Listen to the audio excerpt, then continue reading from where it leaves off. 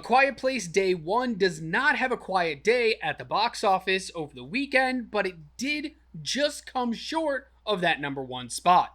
I'm Adam. This is Does It Hold Up Box Office Edition, where we talk about what were the top 10 movies at this weekend's box office. We flash back to a movie from the past and a few other charts along the way. Thank you for joining me, and let's go ahead and get right into what were the top 10 movies this past weekend. In first place is Inside Out in its third week and its third time in that top spot. It took in another $57.5 million, only a 43% drop from its second week, and it is doing all the numbers right now. It is making all of the money. So far here, just domestically, it has made $469.4 million in 3 weeks. That's insane. Worldwide, it has also crossed the $1 billion mark, which is just a great milestone. I saw this movie over the weekend.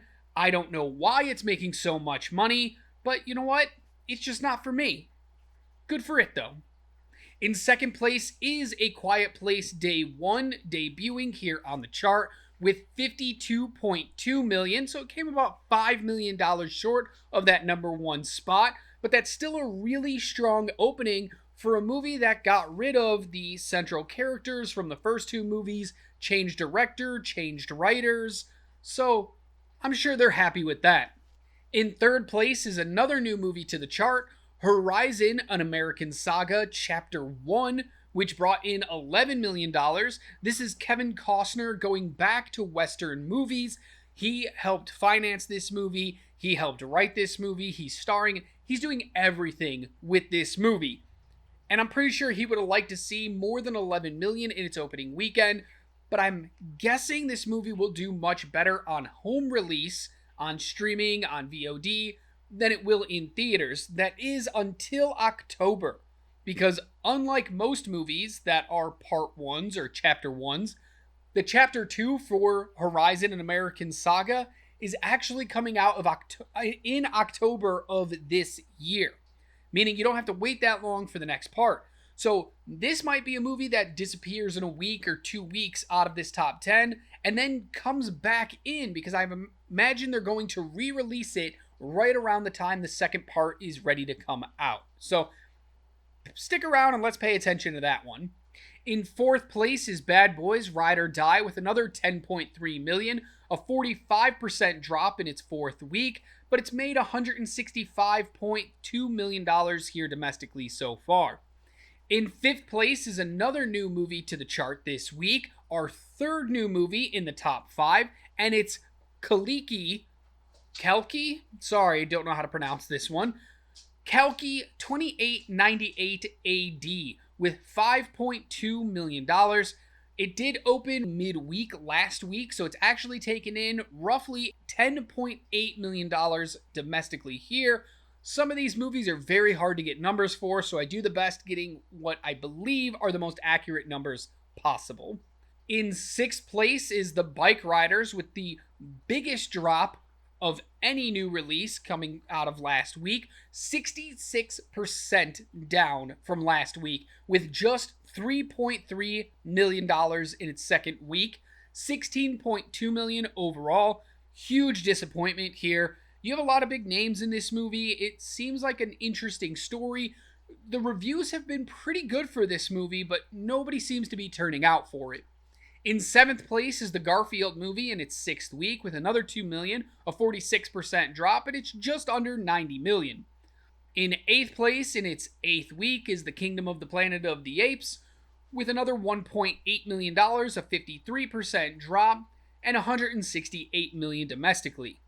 In ninth place, which it says week 2 here, but it's new to the chart, is Kinds of Kindness with $1.5 million. And you can see it was a huge increase over last week, with 318% more money made this weekend than the previous one. And that's because it expanded from around 5 theaters to 490 theaters here. So that's why you're going to see that big increase. It's taken in $2.1 million so far. And rounding out the top 10 is Jot and Juliet Part 3, Jot and Juliet 3, with 1.5 million in its debut weekend. With that many new movies coming into the top 10, we had just as many leaving the top 10, so 5 movies fell out. Right here, right now, The Exorcism and Thelma all disappear after just 1 week, The Watchers after 3 weeks, and If after a very strong 6 weeks. If actually fell just short by a couple tens of thousands of dollars from making it into the top 10, for sticking around in the top 10. So it might be back in next week, depending on how some of these other movies do. This is the part of the show where we take a look at a comparison chart between 2023 and 2024, as we do here every week. And this past weekend was the 26th weekend of the year, so we are at the midpoint. 52 weeks in a year, 26 is half of that. So we can kind of know exactly where the box office is sitting right now, halfway through, and what we should look at going forward. And this same weekend last year saw the release of Indiana Jones and the Dial of Destiny, which opened up to $60 million, leading the way to $128.1 million for the entire box office over that weekend. Not very strong. You had 2 movies this week, one in its 3rd weekend and a debut one, make almost just as much as that. So there's the bad news for last year, which means we have good news this year.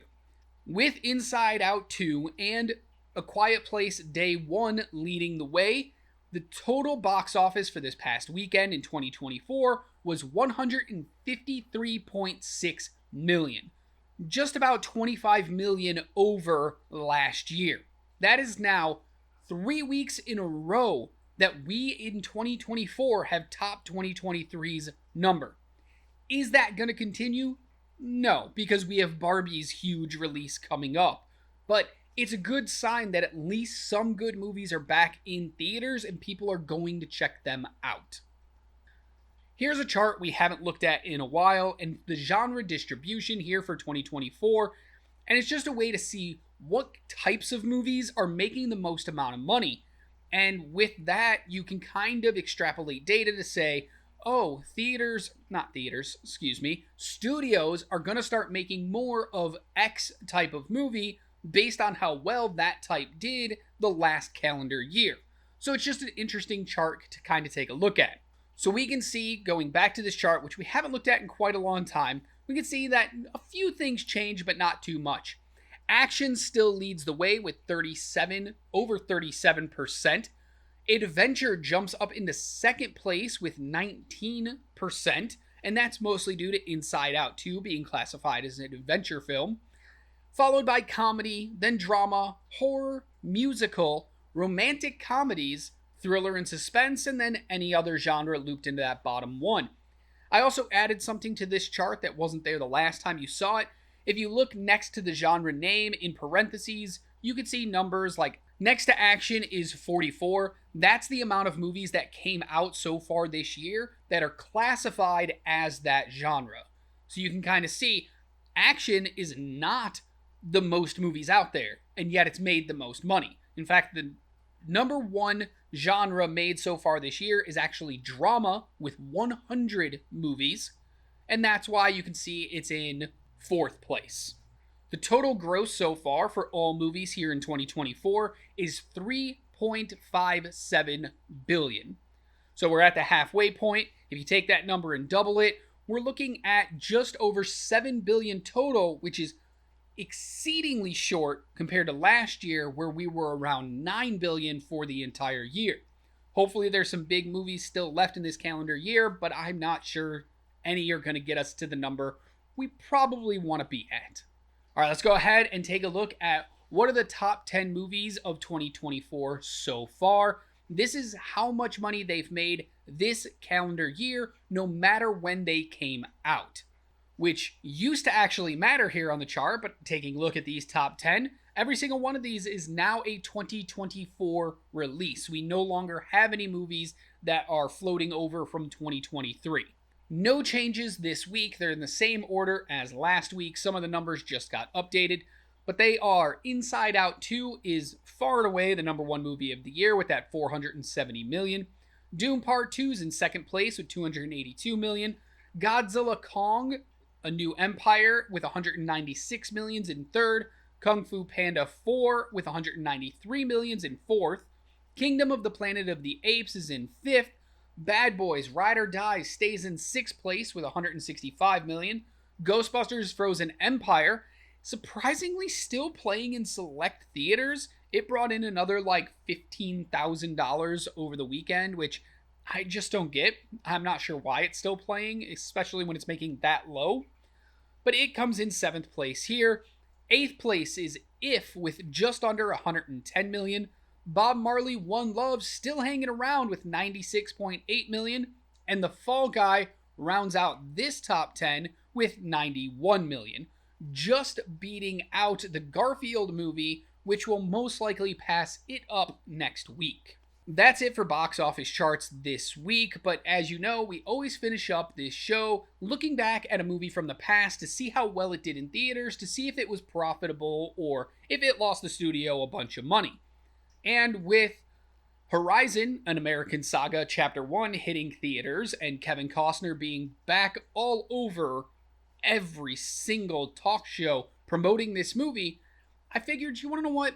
Let's go ahead and take a look at a movie from Kevin Costner's past that also revolves around the Civil War, just like his newest movie.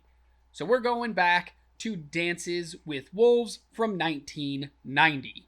This movie was a massive success, both critically and commercially, but just how much of a success was it? Well, if we take a look at the numbers here, you can see that domestic week 1, it only made just under $5 million. Studios got to keep about $3 million of that, 60%. Domestic week 2, it jumped up to $12.5 million.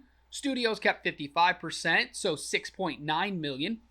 But those aren't great numbers. So this is a movie that did not come out of the gates very well. In fact, it took a lot of word of mouth and people really promoting it to friends before it started making money at the box office. Because from domestic week 3 on, it made $166.8 million. This is a movie that was not front loaded. It made all its money over the course of a long period of time instead of up front. Studios kept 50% of that, so $83 million. Internationally, this movie did phenomenally well, and I'm not 100% sure why. This is a very United States of America movie, and I'm not sure why so many other countries were this interested in it.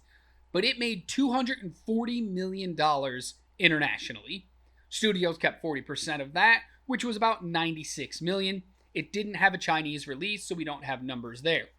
Budget for the movie was $19 million.